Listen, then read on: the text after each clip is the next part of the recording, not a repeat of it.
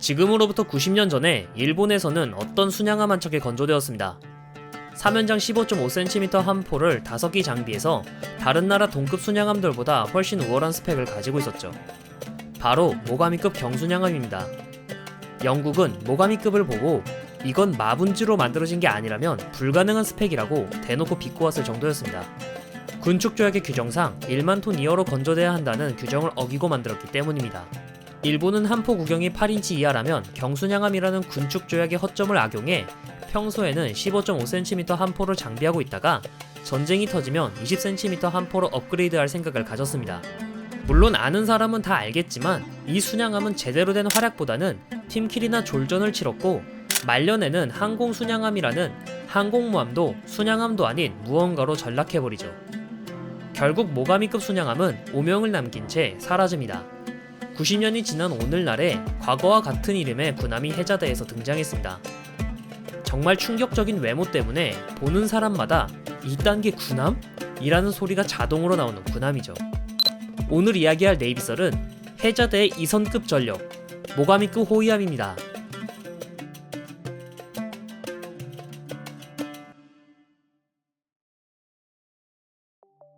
소련의 위협 때문에 해상 자위대 중심으로 방위력을 키운 일본은 오늘날 미국 다음 가는 해상 억지력을 가지고 있습니다. 우리로 치면 제7기동전다급 전력인 호위함대 5개와 함대급 전력인 지방대 5개를 가지고 있죠. 우리나라도 그랬지만 일본도 지방대 소속 함정의 노후화가 심해져 있는 상태이며 해자대도 이를 인식하고 노후화된 아사기리급, 아부쿠마급을 24척의 신형 호위함으로 대체하는 사업을 추진합니다. 이를 일본에서는 30FFM 사업이라고 하며 현재 건조되고 있는 모가미급 호위함은 대잠 및 소해 임무에 집중한 전투함으로 12척을 건조할 계획입니다. 이후에 신형 FFM 12척을 추가 건조해 총 24척의 호위함을 마련할 계획이죠. 이건 울산급 호위함과 포항급 초계함을 모두 대체하고자 추진한 FFX 사업과 같은 성격을 가지고 있으며 일본판 FFX 사업이라고 할 수 있습니다.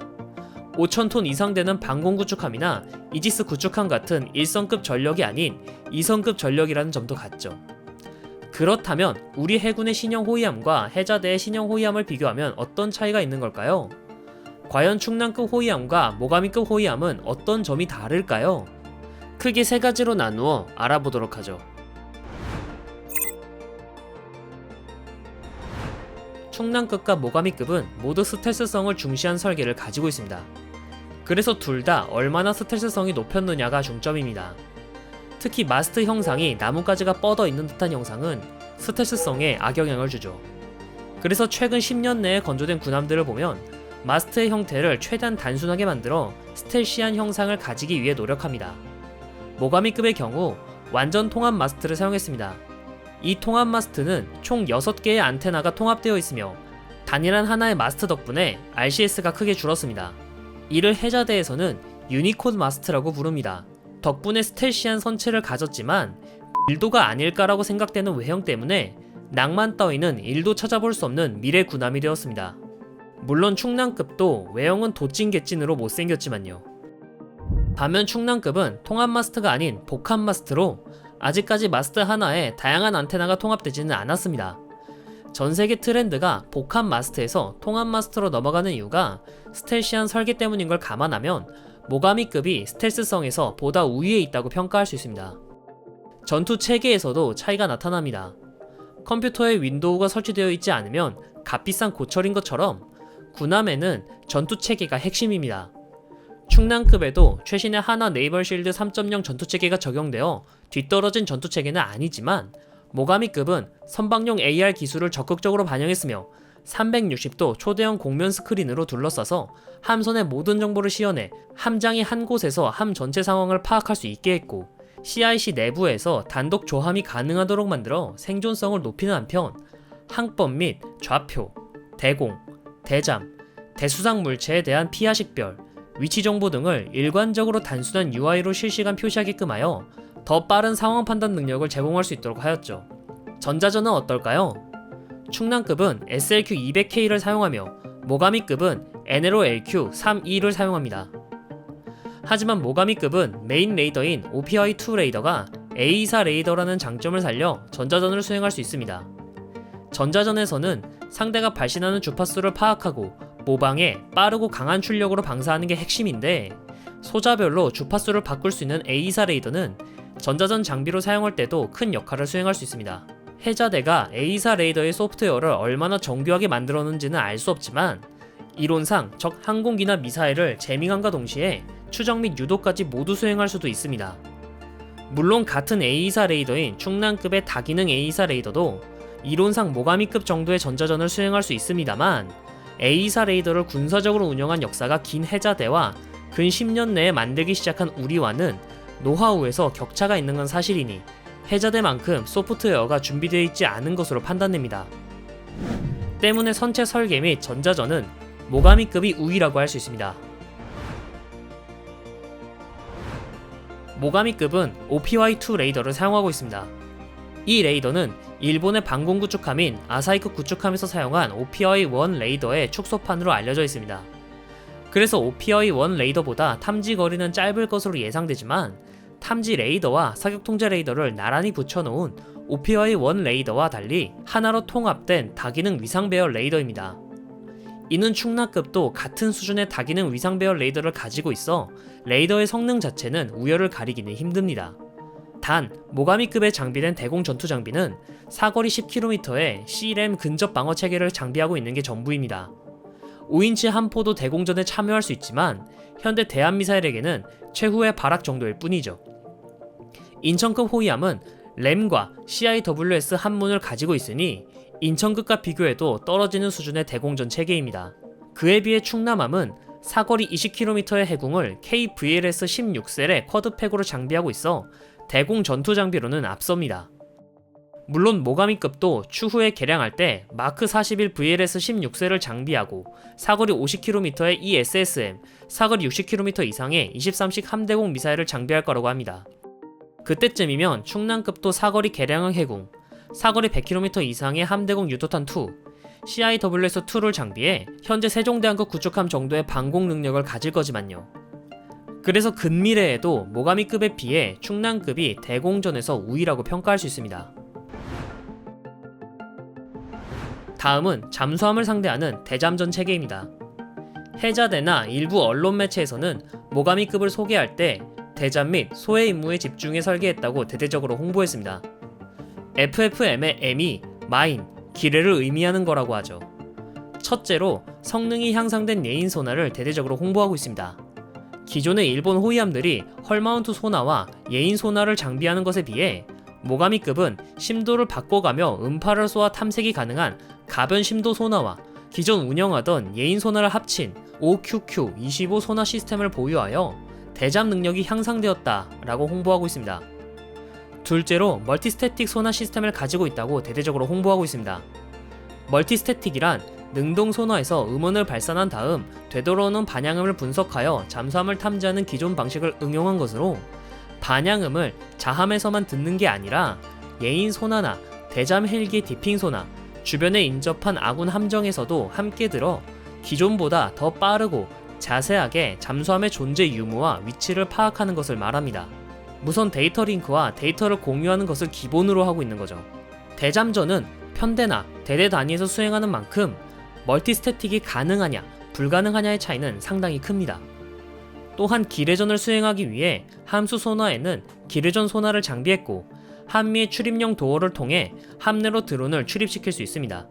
현재까지 알려져 있는 드론은 OZZ-5 UUV로 자율주행을 하며 물속의 기뢰를 제거할 계획이라고 발표했습니다.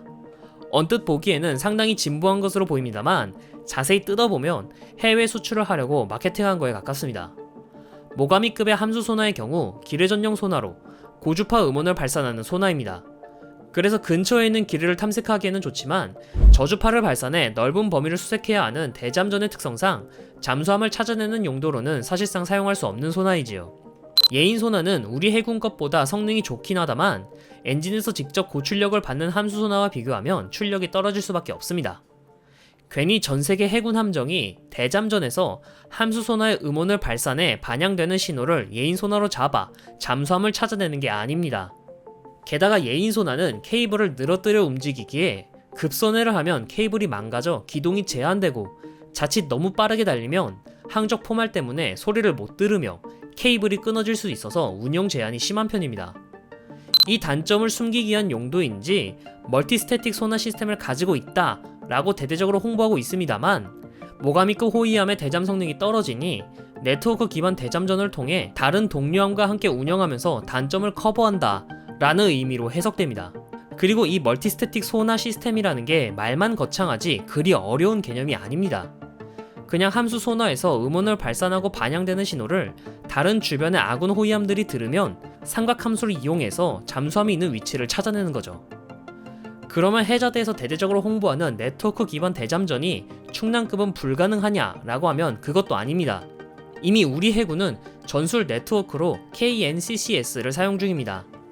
참수리급 고속전까지 KNCCS를 사용하며 적 함정과 아군 함정, 식별 확인된 항공기까지 어디 있는지 실시간으로 표시됩니다. 실제로 대잠 훈련과 잠수함 침수 훈련도 KNCCS를 바탕으로 하고 있죠.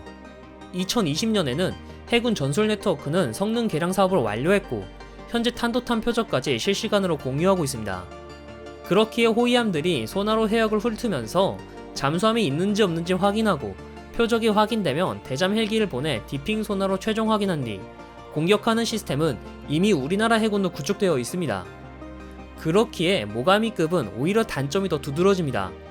충남함의 경우 사거리 20km 이상 홍상호 대잠 로켓과 어뢰를 가지고 있어서 전술적인 선택이 더 넓은 데에 비해 모가미급은 어뢰에 의지할 수밖에 없기 때문입니다. 단, 모가미급은 충남급보다 훨씬 더 넓은 헬기 갑판과 경납고를 가지고 있어 잠깐 착함에서 연료 보급 정도 하고 이함하는 충남급과는 달리 간단한 정비 및 무장 전환도 가능한 점은 부럽긴 합니다. 때문에 기뢰전 능력이 아예 없는 충남급과 비교하면 기뢰전에서야 모가미급이 우위지만 대잠전 성능을 따지면 굳이 충남급 및 대구급과 비교해 모가미급이 가지는 우위는 없습니다. 굳이 비교하면 인천급보다 우위에 있을 것으로 생각됩니다. 이렇듯 총 3가지 분류로 나누어 살펴본 결과 대공전 체계와 대잠전 체계에서는 충남급의 승리, 선체 설계 및 전자전에서는 모가미급이 승리라고 평가할 수 있습니다. 결과적으로 우리 해군의 연안 해군 육성 방향은 잘못되지 않았고 잘 진행되고 있다고 평가해도 될 것 같습니다. 해저대가 대대적으로 홍보하고 있는 네트워크전 능력도 우리 해군이 떨어지지 않고요.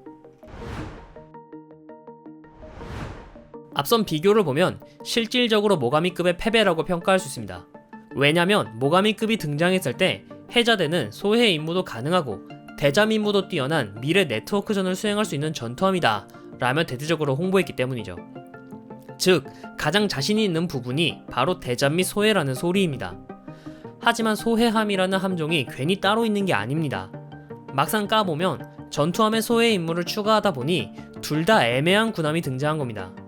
소해 임무를 위해 기뢰전용 함수 소나를 달아야 되니 대잠전 성능이 떨어지고 막상 소해 임무를 하자니 소해함보다 성능이 떨어질 수밖에 없죠. 한반도 주변 해역에서만 작전하는 우리 해군 호위함도 대잠 성능을 강화하고 있는데 우리보다 몇 배는 더 넓은 해역을 가지고 있는 섬나라가, 그것도 소련 해군을 상대로 대잠전을 강조했던 해저대가 대잠 성능이 떨어진다는 건 납득하기 어렵습니다. 두 마리의 토끼를 잡으려다 다 놓친다는 속담이 있습니다.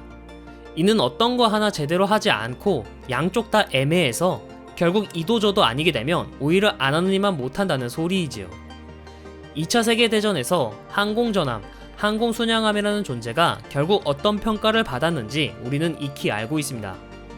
예산은 없는데 해야 될 게 많다고 이것저것 임무를 부여하면 두 마리의 토끼를 잡는 게 아닌 다 놓치는 꼴이 됩니다. 모가미급도 마찬가지입니다. 말만 번지르르한 빛 좋은 개살구는 건조를 안 하는 일만 못한 결과를 초래할 수 있습니다. 그리고 같은 이름의 모가미급 항공순양함이 바로 이 교훈을 우리에게 알려주고 있죠. 과연 어떻게 될지는 역사가 말해줄 거라고 생각합니다.